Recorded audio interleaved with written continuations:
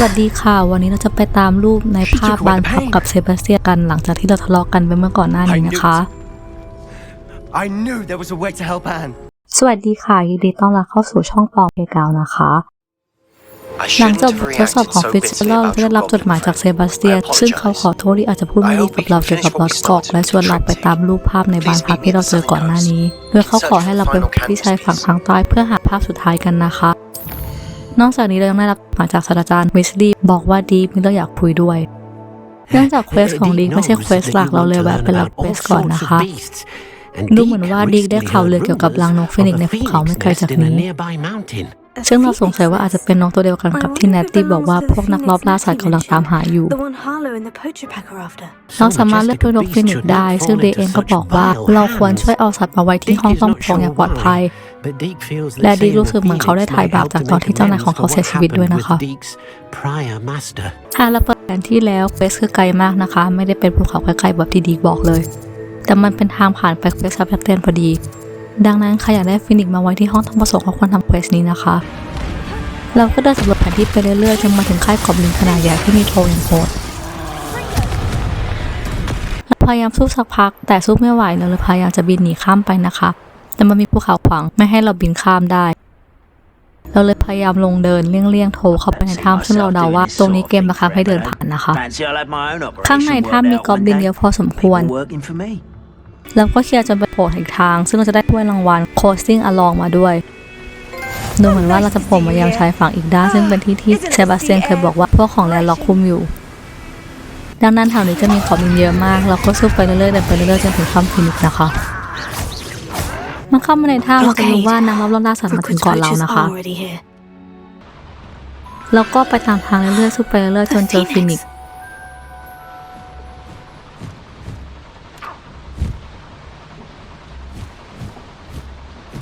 ซึ่งนกจะบินเหมือนให้เราตามไปเราก็ตามไปเรื่อยๆเก็บของบ้างสู้บ้างจนมาถึงปลายทางซึ่งเราจะได้รับช่องใส่สัตว์พิเศษเพิ่มเป็นรางวัลและเราก็สามารถใช้แนปแซกพาฟินิกซ์กลับไปกับเราด้วยพอออกมาจากถ้ำเราเจอกับแมงมุมยักษ์ซึ่งโหดมากเราเองสู้ไม่ไหวก็เลยใช้ไม้กวาดบินหนีออกมาแทนนะคะพอหนีได้แล้วก็กลับไปที่ห้องผสมเพื่อเอาฟินิกซ์ไปปล่อยซึ่งเราจะได้วิวาเลนมาเพิ่มอีกด้วย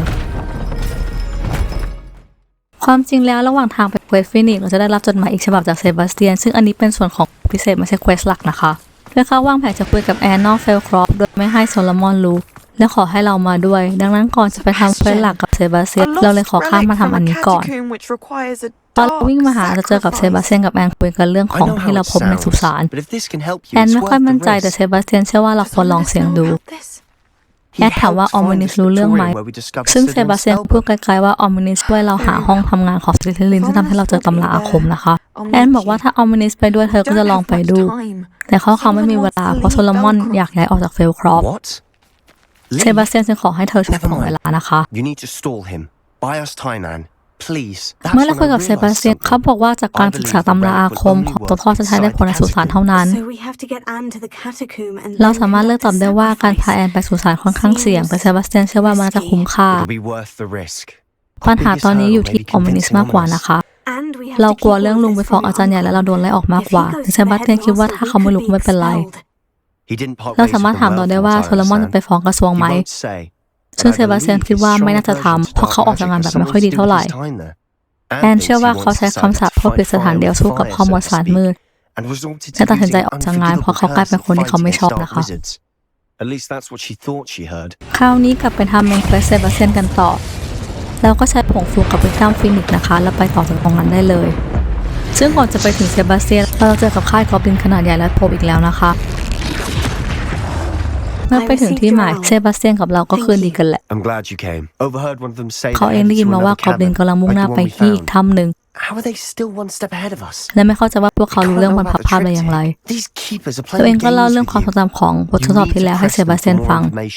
เซบาสเตียนอยากให้เรากดดันคีปเปอร์เพิ่มเติมแต่เราต้องทำแบบซับซ้อนแล้วมันไม่ง่ายไงเซบาสเตียนบอกว่าพอคีปเปอร์ไม่เชื่อใจเรามันก็ลองไปแข่งกับแอนเดี๋ยวก็ทะเลาะกันอีกละค่ะเราก็ไปตามทางเรื่อยๆสู้กับกอบลินบ้างตีกับเซบาสเตียนบ้างขึ้นเขาไปเรื่อยๆซึ่งพอสู้กับกอบลินหมด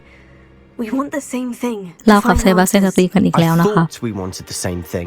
ยังไงเซบาสเตียนก็ไม่เชื่อใจลอร์ดกอกแต่เราบอกว่าเขามีข้อมูลบางอย่างเกี่ยวกับแลนด์ล็อกที่เราไม่มีนอกจากนี้ทั้งเราและเซบาสเตียนก็เป้าหมายเหมือนกันถ้ายังคุยกันไม่รู้เรื่องก็คงไปต่อกันไม่ได้ซึ่งสุดท้ายเซบาสเตียนก็ใจเย็นลงแล้วเราก็เข้าถ้ำกันไปต่อนะคะในถ้ำนั้นแล้วก็ตามปกติโดยเราจะต้องสู้กับแมงมุมจำนวนมากและเลเวลสูงพอสมควรมาเรื่อยๆจนถึงซากสิ่งก่อสร้างที่มีบันไดแล้วก็ขึ้นมาซึ่งแน่นอนว่าก็ยังมีแมงมุมอีกเพียบนะคะเมื่อจบการต่อสู้แล้วเราต้องยิงคาถาใส่สัญลักษณ์รูนตอนแรกยิงยังไงก็ไม่ได้จนกระทั่งเซบาสเตียนบอกให้เรายิงเร็วขึ้นหรือเปลี่ยนลำดับการยิงซึ่งสุดท้ายเราก็ผ่านไปได้นะคะในห้องถัดไปเราเจอกับบันทึกฉบับของอิซาโดล่าจากเวทมนต์ที่เธอเคยใช้สร้างเสาตอนนี้เธอสามารถดึงเอาความเจ็บปวดออกมาได้สำเร็จเธอสงสัยว่าหากเราสามารถเก็บความทรงจำในเพนซิฟได้แล้วก็จะเก็บความรู้สึกได้เช่นกันนะคะ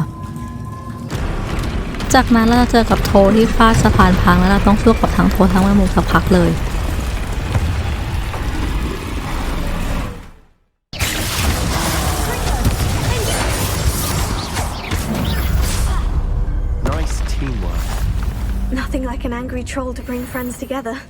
พอเราสู้จบก็สามารถใช้คาถาช่องสะพานและขึ้นบันไดไป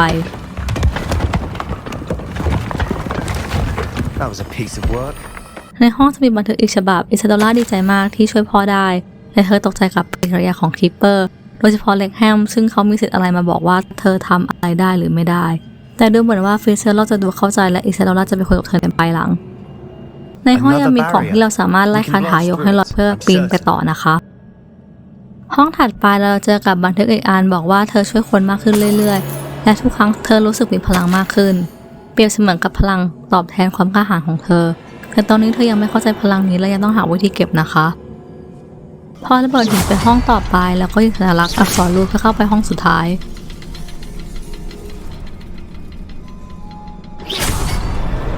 เราจะพบกับบันทึกฉบับสุดท้ายอิซาโดล่าบอกว่าฟิเจอร์ไม่เข้าใจเธอซึ่งก็เหมือนกับความทรงจำที่เราเห็นในบทสอนที่แล้วนะคะ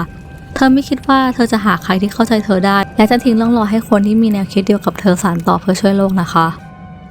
และบนของห้องจะมีภาพวาดที่สุดท้ายและเมื่อเรากลับมาที่อันเดอร์ครอฟต์และวางภาพบนบานพับแล้วเพนซิสจะปรากฏขึ้นในห้องซึ่งเราและเซบาสเตียนสามารถดูความทรงจำของอิซาโดล่าได้นะคะ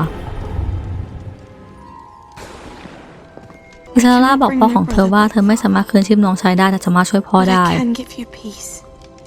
ตัดมาที่ตอนคีปเปอร์มาที่บ้านซึ่งตรงนี้จะเหมือนกับตอนที่แล้วที่เธอนำเอาความเจ็บปวดออกมาจากพ่อนะคะจากนั้นความทรงจำจะตัดไปที่แบล็กบอลมาหาเธอที่บ้านซึ่งเธอยืนยันว่าโลหะกอบลินใช้ได้ผลในการเก็บความรู้สึกและเธออยากได้ที่เก็บที่ใหญ่กว่านี้เขาสงสัยว่าเธอเก็บอะไรและเธอบอกว่าสิ่งนั้นก็คือเวทมนต์ที่เธอสกัดจากความเจ็บปวดซึ่งสามารถนำไปทำสิ่งดีๆได้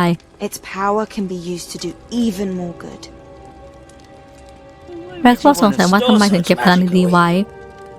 แต่อิซาโดล่าบอกว่าคือต้องรอให้คีปเปอร์เห็นด้วยก่อนและไม่ใช่ทุกคนที่กล้าใช้พลังแข็งกล้าแบบนี้เซบาสเตียนดีใจมากที่มีวิธีนำความเจ็บปวดออกไปเพื่อช่วยแอนเรารู้สึกว่ามีบางอย่างผิดปกติเพราะอิซาโดล่าไม่สามารถโผล่มาในภาพได้เพราะภาพของเธอถูกทำลายที่เฟลครอฟ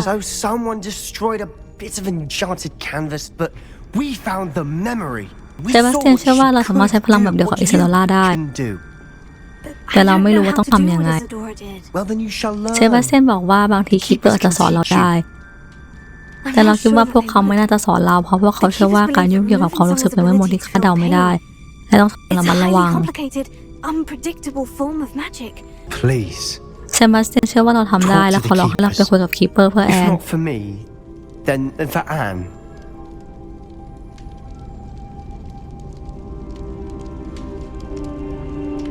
ซึ่งเราก็ตกลงนะคะ